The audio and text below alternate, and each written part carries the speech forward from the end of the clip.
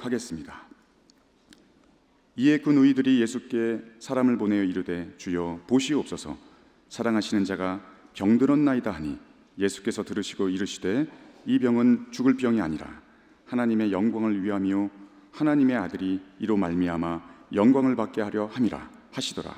예수께서 본래 마르다와 그 동생과 나사로를 사랑하시더니 나사로가 병들었다 함을 들으시고 그 계시던 곳에 이틀을 더 유하시고 그 후에 제자들에게 이르시되 유대로 다시 가자 하시니 아멘. 어떤 순간 우리는 삶이 너무도 불공평하다고 느낄 때가 있습니다.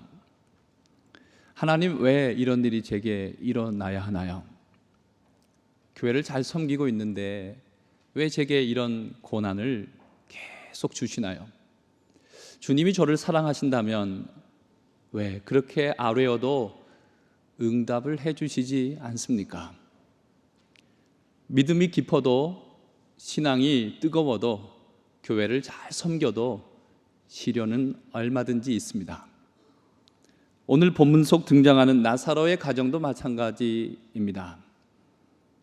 예수님께서 자주 머무르시던 가정이었고요, 저들의 헌신과 저들의 믿음과 신앙은 타의 추종을 불허할 정도로 매우 진지했고 깊었습니다. 그런데도 그 집안의 기둥이었던 나사로가 병이 들었습니다. 기도하고 간절히 주님께 도움을 구했지만 우리가 알다시피 나사로는 결국 죽었습니다. 예수님께서 그들의 기도를 들으시지 않은 걸까요? 아니면 사랑하신다고 하셔놓고 외면해 버리신 걸까요? 오늘 우리는 이 이야기 속에서 고난의 순간을 맞이하는 신앙인의 태도와 하나님의 응답이 지체될 때 우리가 가져야 할 믿음의 자세를 배우고자 합니다. 그리고 이 질문을 던져봅니다. 하나님께서 더디게 응답하실 때 우리는 어떻게 해야 할까? 우리는 종종 믿음의 가정이라면 고난이 없어야 하지 않을까를 생각합니다. 하지만 현실은 어떻습니까? 시련은 있지요. 믿음이 깊어도 고난은 있습니다. 제리 브리지즈라고 하는 복음주의 작가가 있습니다. 이분은 신앙훈련에 대한 깊은 통찰을 전한 분인데요, 하나님 앞에 더욱 신뢰하는 삶을 강조하며 그리스도인들에게 많은 선한 영적 도전을 주었던 인물인데, 이분 역시도 그 사랑하는 아내를 암으로 먼저 떠나보낸 분이었습니다. 하나님 앞에 기도했지요. 하나님께서 살려주십시오. 살려주시리라 기대했고 믿으며 기도했지만 결국 아내는 세상을 떠났습니다. 이 사건으로 인해 이분은 믿음이 좀 흔들리기도 했지만, 잠시 그렇기도 했지만 다시 욥의 고백을 떠올리면서 하나님의 주권을 인정합니다. 주신 이도 여호와시요 가져가신 이도 여호와시오니 여호와께서 여호와의 이름이 찬송을 받으실지로다. 믿음의 사람도 갑작스러운 시련을 겪을 수 있습니다. 중요한 것은 그런 순간에 어떻게 반응하느냐이지요. 나사로의 병든 사건이 결코 단순한 우연이 아니라 우리에게 중요한 교훈을 주기 위함인 것을 기억해야 합니다. 첫째는 믿음의 사람에게도 갑작스러운 시련은 얼마든지 찾아올 수 있다는 것입니다. 이들의 집에 주님께서 자주 신방 가셨습니다. 여러분 생각해 보세요. 주의 종이, 담임 목사님이 우리 집에 신방 온다 그러면은 얼마나 감사하고, 또 주의 종이 와서 기도하고 축복하면 귀한 하나님의 형통함과 은혜가 임하게 되잖아요. 그런데 여러분 생각해 보세요. 예수님이 직접 우리 집에 신방 오셨어요. 얼마나 좋아요. 잠시 왔다가 1시간 내에 다녀가시는 게 아니라 며칠을 유하십니다. 그러면 같이 식사도 할 거고, 식사하시면 식사 기도도 해 주실 거고, 그 기도에 축복도 해 주실 건데, 오늘 본문의 3절에 특별히 언급하기를 이 나사로와 이 자매들을 어떻게 해요? 굉장히 사랑하셨다고 말씀합니다. 주님이 사랑하시는 자. 5절에 보면은 예수께서 본래 마르다와 그 동생과 나사로를 사랑하시더니라고 말씀합니다. 주님께서 신방하셨고 와서 기도해 주셨고 축복해 주셨습니다. 사랑하셨습니다. 나사로 본인 포함해서 마르다와 마리아 이 자매도 평상시에 확신했을 겁니다. 주님이 우리 집에 계시는데 질병 따위는 접근하지 못하겠지, 이렇게 생각했겠습니다. 그러나 나사로가 병들었습니다. 질병의 원인과 그 목적이 무엇입니까? 오늘 본문 4절에 보면 하나님의 영광을 위하며 하나님의 아들이 이로 말미암아 영광을 받게 하려 함이라 라고 말씀합니다. 이 질병은 하나님의 영광이고 궁극적으로는 유익하다는 말씀인데요, 질병이 유익하고 질병이 하나님의 영광이라고 해서 질병을 사모하란 말씀은 아니죠. 고난과 시련이 닥칠 때 우리는 뭘 해야 합니까? 오늘 본문 3절에 보면은 주여 보시옵소서, 사랑하시는 자가 병들었나이다. 무엇입니까? 시련과 고난이 닥칠 때 주님께 아뢰는 것입니다. 주여 병들었나이다. 주여 내 사랑하는 자녀가 아픕니다. 주여 내 자녀가 지금 방황하고 있습니다. 주여 내 사업과 내 가게 운영이 매우 어렵습니다. 주여 아주 큰 시험을 앞두고 있습니다. 주여 어렵습니다. 하나님은 환난 날에 나를 부르라 하셨고 부르면 내가 너희를 건져주겠다고 하셨습니다. 여러분의 처지를 아뢰십시오. 장황하지만 무덤덤한 기도가 있는 반면에 간결하지만 간절한 기도가 있습니다. 기도는 간결하게 드리는 것입니다. 병들었나이다.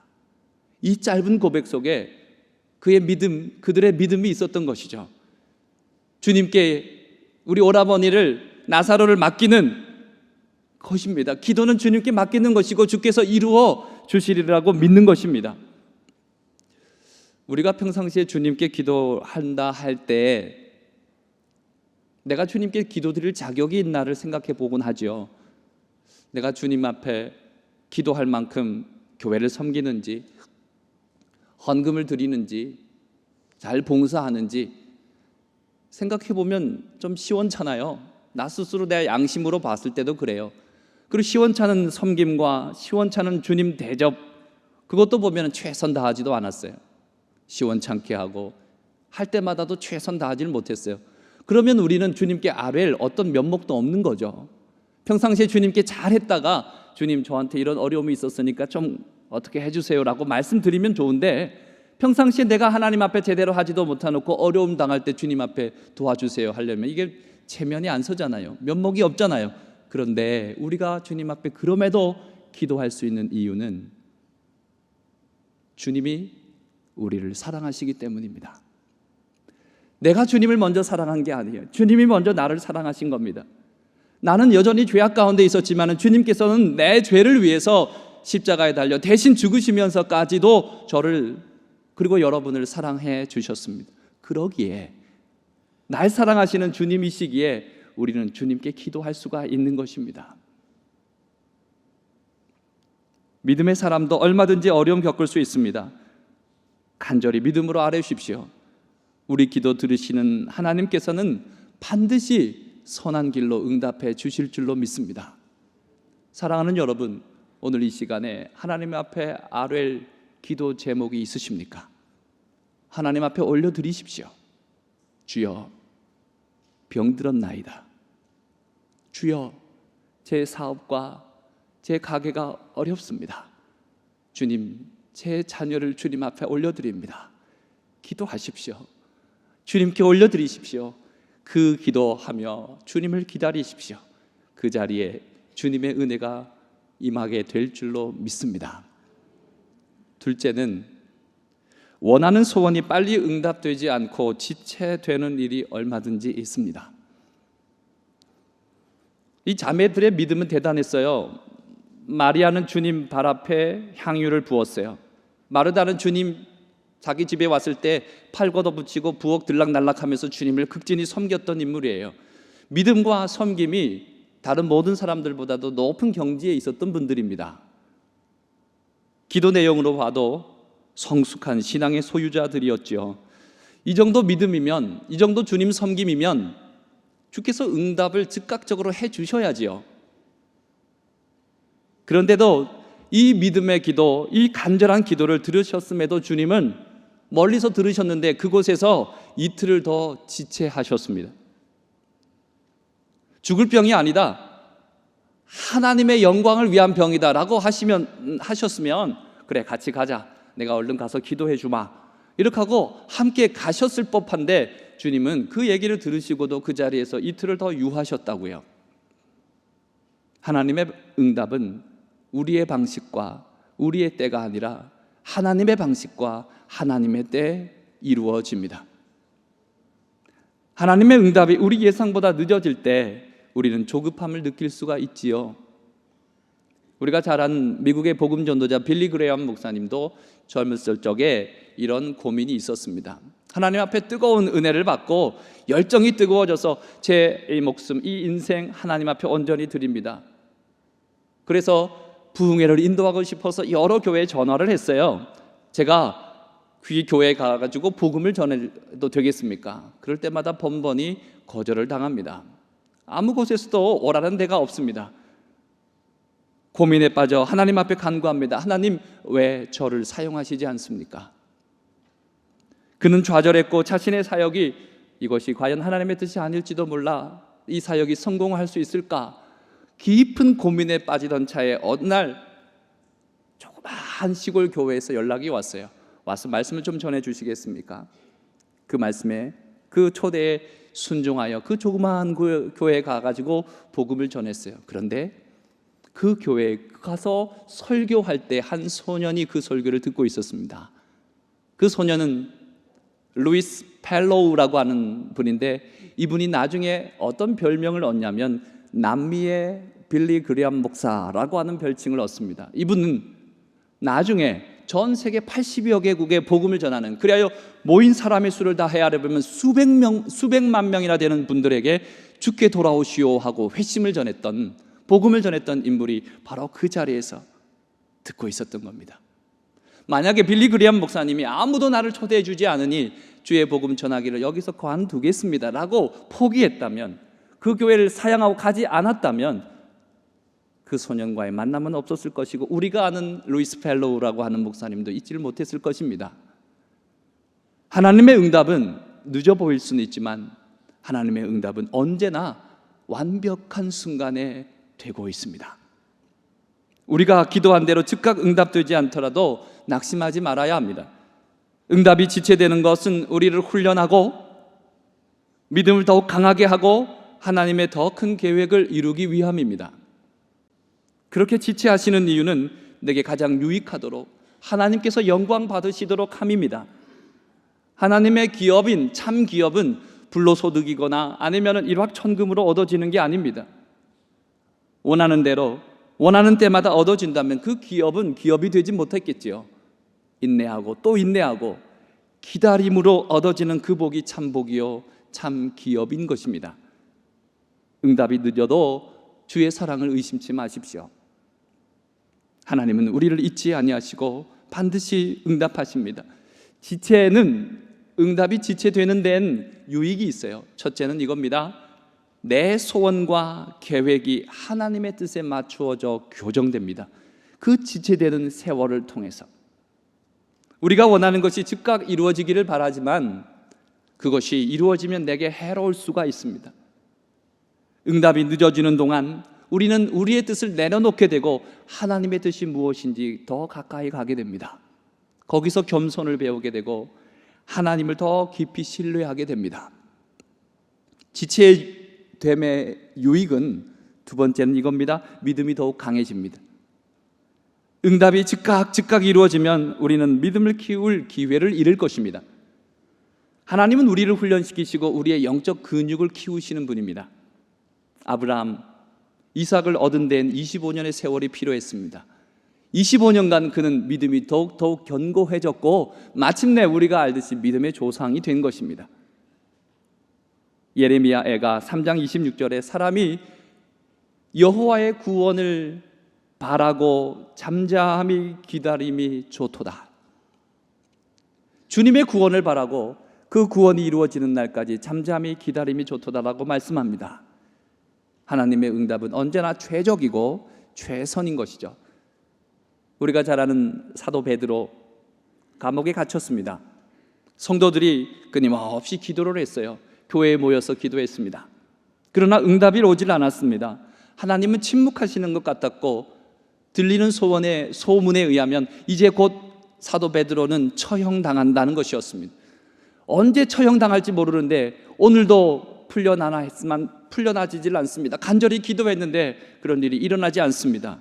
그러나 하나님은 완벽한 순간에 일하셨습니다.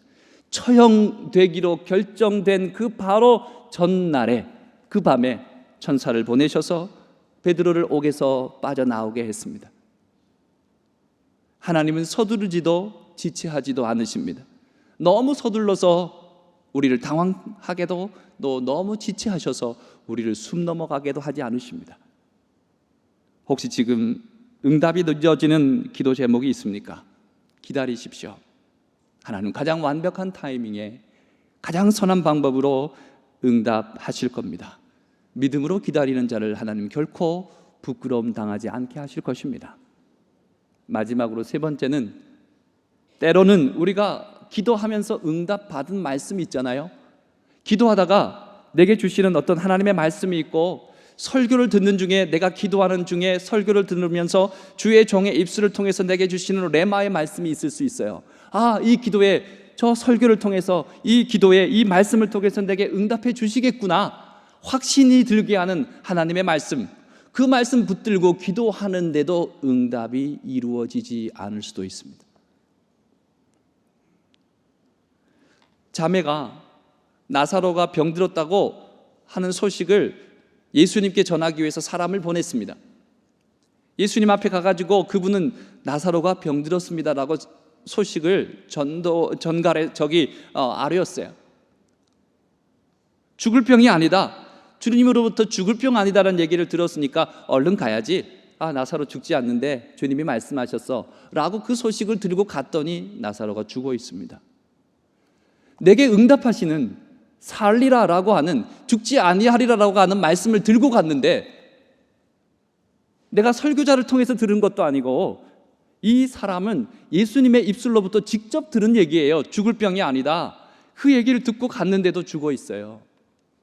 어떻게 하면 좋아요? 하나님 앞에 기도했어요. 기도하는 중에 주님의 말씀을 내가 듣습니다. 내가 크고 은밀한 일을 내게 보이리라, 놀라운 일을 내게 이루어 주리라 라고 하는 말씀을 내가 듣고 붙들고 기도했는데, 놀라운 일은커녕 은밀한 일은커녕 원하고 바라는 대로 된 일이 하나도 없을 수 있습니다. 살려주세요. 그래, 살 거다 붙들고 기도했는데 아니요, 안 될 수도 있습니다. 실직하지 않게 해주세요. 그래, 내가 너의 직장을 꼭 붙들어 주겠다. 그러나 직장을 잃게 되기도 합니다. 우리는 이럴 때 어떻게 해야 합니까? 본문에서 주님은 나사로를 살리셨지요. 나사로 경우야 주께서 직접 가셔서 살려주셔서 좋게 됐지만은, 우리의 경우는 죽고 난 다음에야 무슨 소용이 있습니까? 그러나 우리는 이때일수록 더 믿음을 굳게 해야 합니다. 주님께서 우리에게 하신 말씀은, 이 본문 앞으로 더 후에 이어지는 말씀은 25절과 26절에 나는 부활이요 나는 생명이라고 말씀하셨습니다. 내가 부활이고 내가 생명이라고 말씀하심은, 기도하면 내가 내 대에 이루어지기를 바라지만, 내 생전에 아우렌 기도가 이루어지기를 바라지만은 그렇지 않는다고 할지라도 실망하거나 좌절하지 말라는 말씀입니다. 생명의 주님께서, 부활의 주님께서 마지막 그날에 모든 것을 회복시키실 거라고, 모든 것을 응답해 주실 거라고 우리에게 하시는 말씀이거든요. 우리 충무교회 얘기를 잠시 드릴까 합니다. 같은 시찰에 있으니까 근처에 있겠죠. 농담 삼아 하는 말씀이지만 경상도 충무에서 올라온 거 아닙니다. 우리 교회는 명동역 4번 출구에서 걸어서 1분 거리에 있습니다. 가장 최중심에 교회가 있습니다. 우리 교회를 2015년 2월에 착공을 해서 14개월 2016년 4월에 입당을 했습니다. 한 공사 기간이 14개월 조금 정도 됐는데요. 그 건축을 하는 동안 하나님께서 축복을 많이 해주셨습니다. 건축하기에 좀 시드머니가 되는 조금 종잣돈이 될 수 있도록 우리가 보유하고 있었던 땅을 조금 토지를 좀 팔 수가 있었고, 거기서부터 제대로 좀 약간의 목돈이 될 수 있는 보상도 받았고요. 그것이 시드머니가 돼가지고 건축을 시작을 했는데, 감사하게도 그 해에 비 한 방울이 안 왔습니다. 그러니까 이게 감사할 일은 또 사실은 아니거든요. 사람 각자마다 다 다르잖아요. 예, 환율이 올라가면 좋은 사람이 있고 울상 있는 사람이 있고. 근데 그 해 여름 내내 7월과 8월 내내 비 한 방울이 안 온 거예요. 공사할 때 비 오면 전기공사 할 타이밍에 전기공사 못하면 그게 늦춰지고, 또 공기도 뒤죽박죽되고, 콘크리트 이렇게 부었는데 그 비가 오면 그 제대로 안 굳거든요. 또 타설했는데 콘크리트를 이렇게 부었는데 그 다음날 비 오면 이게 굳어져야 되는데 또 안 좋을 수도 있고, 그 건축물의 질이 떨어질 수도 있고. 그런데 하나님께서 축복하시기를 비 한 방울이 안 떨어진 거예요. 얼마나 감사한지. 그리고 사고가 안 일어났어요. 크고 작은 사고가 얼마든지 일어날 수 있는 그 건축 현장에서 하나도 일어나지 않았어요. 보통 건축하고 나면 목사가 아주 진이 빠져요. 병이 나거나 아니면 사탄이 역사해가지고 교회에 여러 가지 어려움이 생기거나 그럴 수도 있거든요. 근데 저는 아무 일도 없었어요. 너무 감사한 거예요. 근데 이것을 생각하면서 하나님께 감사드리고 이 일을 수고한 주님의 종들과 또 모든 성도들에게 감사하는데, 제 머릿속에 떠오른 한 가지 일이 있었어요. 그것이 뭐냐면, 저희 아버지도 지방에서 목회를 하셨어요. 지금도 90세가 넘으셔서 건강하게 또 계신데, 아버지도 여러 번 건축을 하셨거든요. 제가 기억나는 건축만 해도 4번을 건축하셨어요. 교회 건축을. 근데 마지막 4번째 건축하시고 교회 지하를 파고 지하 짓고 1층 올리고, 설계도상으로는 2층까지 짓게 되어 있는데 돈이 모자라서 1층까지 짓고 2층은 이렇게 철근만 올려놓고 나중에 돈이 좀 더 있으면 마무리하자. 근데 그거를 우리 아버지는 이제 은퇴하실 때가 다 되어 가니까 그 당신의 그 심호하시는 동안에 완료하고 싶었던 거예요. 그런데 어려움이 있었어요. 당회가 하나가 그것을 허락하지 않는 거예요. 제가 대학교 시절에 이제 고등학교 때까지는 지방에 있다가 서울에 공부한다고 올라오고는 방학 때 잘 내려가질 않았어요. 그러다가 어느 해인가 한 4학년인가 신대원 1학년 때인가 4학년 때 같은데 겨울 방학에 갔더니, 겨울이었어요. 집에 아버지가 밤늦도록 안 들어오시는 거예요. 왜 어머니한테 왜 안 들어오시냐고 했더니, 니네 아버지 교회 가서 밤새도록 철야기도 하신다고, 강대상 옆에다가 욕 깔아놓고 담요 덮어쓰고 주님 앞에 기도하고 있다고. 왜 무슨 기도하시는데요? 했더니 하나님께서 이 건축을 허락해 달라고, 이 건축을 하나님 내가 이거 다 마무리하고 은퇴할 수 있게 해달라고 그거 기도한단다. 하나님께서 축복해 주셔서 그 기도가 응답이 되었게요, 안 되었게요? 안 되었어요.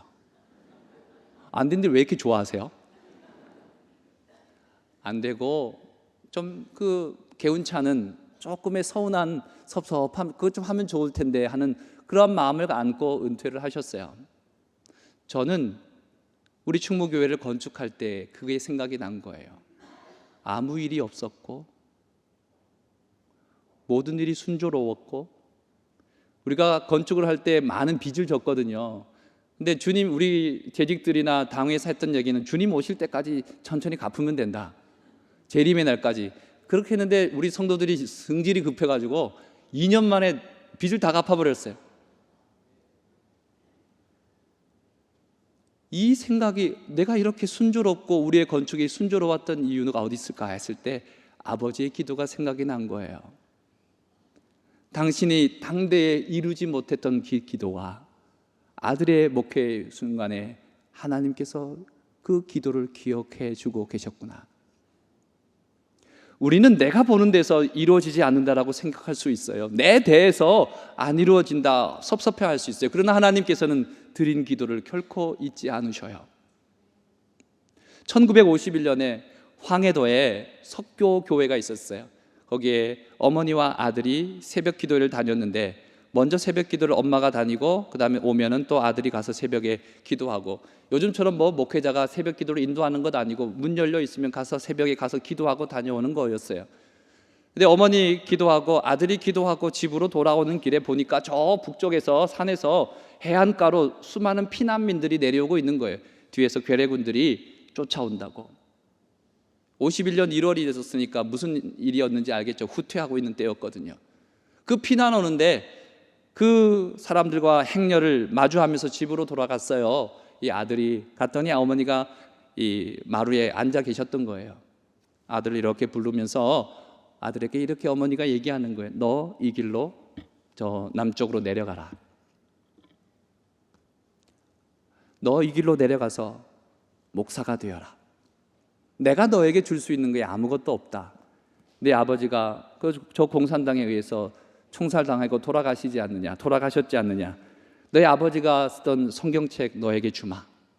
여기에 빌립보서의 말씀 보면 범사도 능작이라고, 내게 능력 주시는 자에서 내가 모든 것을 할 수 있느니라, 이 말씀 붙들고 살아라. 그리고 너랑 나랑 약속 한 가지 하자. 이 시간에 내가 너를 위해서 기도해 주마.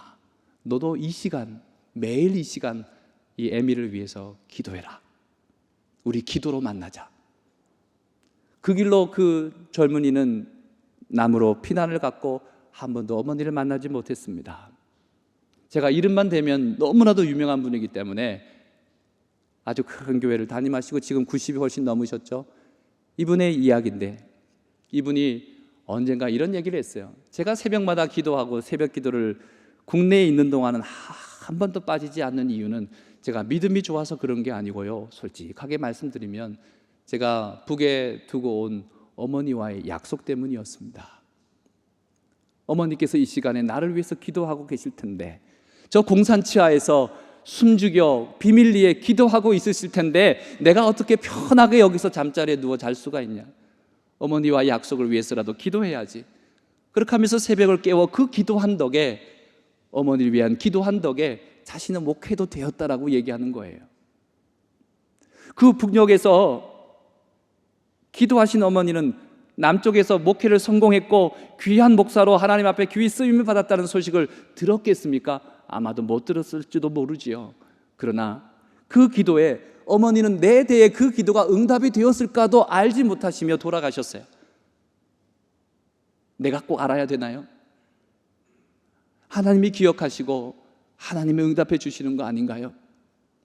우리의 기도가 내가 꼭 응답이 되고 내 대에 응답이 되고 혹 다음 때에 응답이 되더라도, 내 손주 때에 응답이 되더라도, 그렇지 않으시더라도 천국에서 나는 부활이요 생명이라 하신 주님께서 모든 것을 보상해 주실 줄로 믿습니다. 기도하십시오. 응답이 지체될 수도 있어요. 침묵하시는 것처럼 느낄 때도 있어요. 그러나 하나님께서는 결코 늦지 아니하시며 최선으로 최적의 때에 응답해 주시는 분이십니다. 106년 전에 이 땅의 신앙의 선배들은 나라를 위한 기도를 올려드리며 독립을 외쳤습니다. 그들은 하나님이 우리를 외면치 않으셨다 믿음으로 일어났어요. 하나님께서 분명히 이 나라를 자유를 허락해 주실 거다 믿음으로 기도하며 기다렸어요. 하지만 그 기도는 하루아침에 이루어지질 않았어요. 많은 이들이 감옥에 갇혔고 고문을 당했고 순교를 당했습니다. 독립을 보지 못한 채 세상을 떠난 이들도 많았습니다. 그러나 하나님은 그 기도를 잊지 않으셨고 응답하셨습니다. 때가 참에 해방의 날이 왔고 기도의 그 헌신은 응답이 되었던 거죠. 우리 인생도 마찬가지예요. 응답이 더디다고 느껴질 때 낙심할 것이 아니라 더 기도하며 기다려야 하고, 붙든 말씀이 당장 이루어지지 않을수라도 3.1절에 이 신앙의 선배들처럼 하나님의 때를 신뢰해야 할 줄로 믿습니다. 지금 우리가 기다리는 응답이 무엇입니까? 내 가정에서, 내 자녀의 삶 속에서 이 나라와 이 민족을 위해서 내가 기도하고 있는데 그 기도의 응답이 여전히 더딘 그 기도의 제목이 무엇입니까? 낙심하지 말고 기도하십시오. 하나님의 때에 이 험한 세상에 하나님께서 우리에게 분명히 선한 방법으로 최선의 최적의 때에 응답해 주실 줄로 믿습니다. 기도하겠습니다. 하나님 아버지, 저희는 믿음이 연약해서 조금 기도하다가 말고 의심이 많아서 하나님께 유감스럽게 마음을 갖고 살곤 합니다. 그러나 하나님, 이런 마음 갖고 있는 저희들의 기도에도 응답해 주시는 주님이심을 믿습니다. 하나님 아버지께서 응답해 주시는 남대문 교회인 줄로 믿습니다. 놀라운 축복이 임하는 교회가 되는 줄로 믿습니다. 우리의 삶 속에 주여 역사하여 주옵소서. 예수님의 이름으로 기도드리옵나이다. 아멘.